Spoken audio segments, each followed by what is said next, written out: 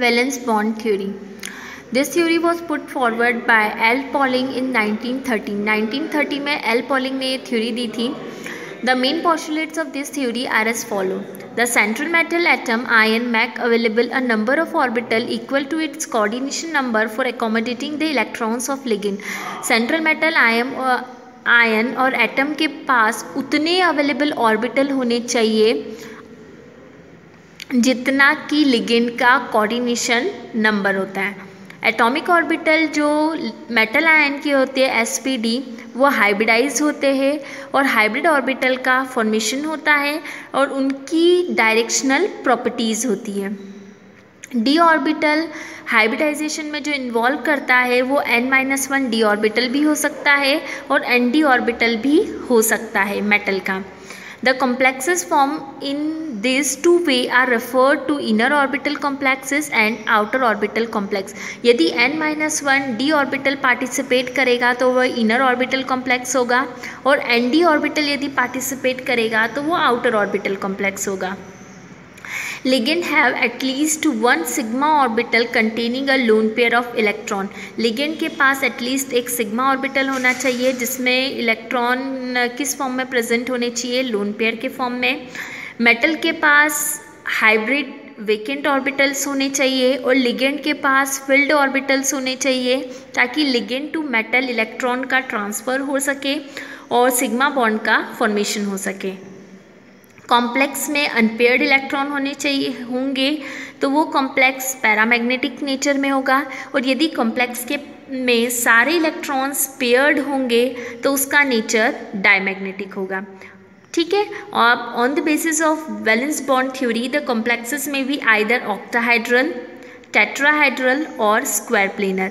यदि complex octahedral है it means ligand का कोऑर्डिनेशन नंबर 6 है और यदि कोऑर्डिनेशन नंबर 4 यदि है कॉम्प्लेक्स में तो वो टेट्राहेड्रल भी हो सकता है और स्क्वायर प्लेनर भी हो सकता है डिपेंडिंग ऑन हाइब्रिडाइजेशन. ठीक है. Let's see. सबसे पहले अपन ऑक्टाहाइड्रल कॉम्प्लेक्स की स्टडी कर लेते हैं. In case of octahedral complexes the coordination number of ligand is 6. Coordination number 6 होगा. क्रोमियम का कोई कॉम्प्लेक्स है. क्रोमियम का इलेक्ट्रॉनिक कॉन्फ़िगरेशन मैंने आपको रिप्रेजेंट करा है 1s2 2s2 2p6 3s2 3p6 4s1 3d5. Chromium is one of the exception. Chromium और कॉपर तो 4s1 होगा 3d5 और कॉपर में 4s1 3d10. अब यहाँ पे ऑक्सीडेशन नंबर यदि आप निकालोगे क्रोमियम का तो +3 आएगा. ऑक्सीडेशन नंबर निकालना ऑलरेडी लास्ट क्लासेस में बता दिया है. तो ऑक्सीडेशन नंबर +3 है मीन्स क्रोमियम में से कितने इलेक्ट्रॉन्स को बाहर करना है 3. So 1 electron is from 4s and 2 electron is from 3d. तो how many electrons are left in 3d? 2 electron क्योंकि 2 यहाँ से बाहर गए 2 यहाँ से बाहर गए और 1 यहाँ से तो 3 इलेक्ट्रॉन तो ऐसे लैप्स हो गए. तो how many electrons are left in 3d? 3d में कितने इलेक्ट्रॉन लेफ्ट होंगे 3 इलेक्ट्रॉन्स. 3 क्यों? क्योंकि 1 यहाँ से गया और 2 यहाँ से तो यहाँ पे 3 बचे. ये 3 इलेक्ट्रॉन रिप्रेजेंट कर दिए. अब d2sp3 हाइब्रिड ऑर्बिटल Cr+3 का इट मीन्स लिगेंड यदि 6 है तो 6 स्पेस होनी चाहिए, 6 ऑर्बिटल वैकेंट होने चाहिए. तो 2 तो d के हो जाएंगे, 1 s का हो जाएगा और 3 ऑर्बिटल जो है वैकेंट वो p के हो जाएंगे. ये क्रॉस में जो रिप्रेजेंट करा है ये लिगेंड से जो इलेक्ट्रॉन आ रहे हैं वो. अब देखो पहले d है फिर s है और फिर p है. d के कितने ऑर्बिटल है 2, s का कितना ऑर्बिटल है 1 और p के कितने ऑर्बिटल है 3. तो हाइब्रिडाइजेशन कौन सा होगा d2sp3. अब यहाँ पे अनपेयर्ड इलेक्ट्रॉन होने के कारण ये वीकली पैरामैग्नेटिक होगा. ज़्यादा अनपेयर्ड नहीं है 3 है. यदि 4 होते तो हाईली पैरामैग्नेटिक होगा. ज्योमेट्री इसकी ऑक्टाहाइड्रल होगी और हाइब्रिडाइजेशन इसका d2sp3 होगा. अब नेक्स्ट एग्जांपल देख लो COF6 आयन. इसका आपको स्ट्रक्चर, ज्योमेट्री, हाइब्रिडाइजेशन और मैग्नेटिक बिहेवियर बताना है. यहाँ पे सेंट्रल एटम कोबाल्ट है. कोबाल्ट का मैंने ग्राउंड स्टेट में इलेक्ट्रॉनिक कॉन्फ़िगरेशन आपको दिया है. After that in that case cobalt is present in +3 oxidation state. तो +3 मीन्स यहाँ पे 3 इलेक्ट्रॉन लैप्स होंगे तो 2 तो आपके 4s से हो जाएंगे और 1 आपका 3d से.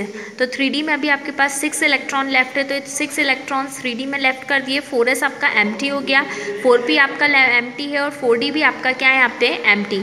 अब F जो है वो आपका वीक फील्ड लिगेंड है तो वीक फील्ड होने के कारण ये इलेक्ट्रॉन की पैरिंग नहीं करेगा. देखो weak field ligand, strong field ligand क्या होते हैं?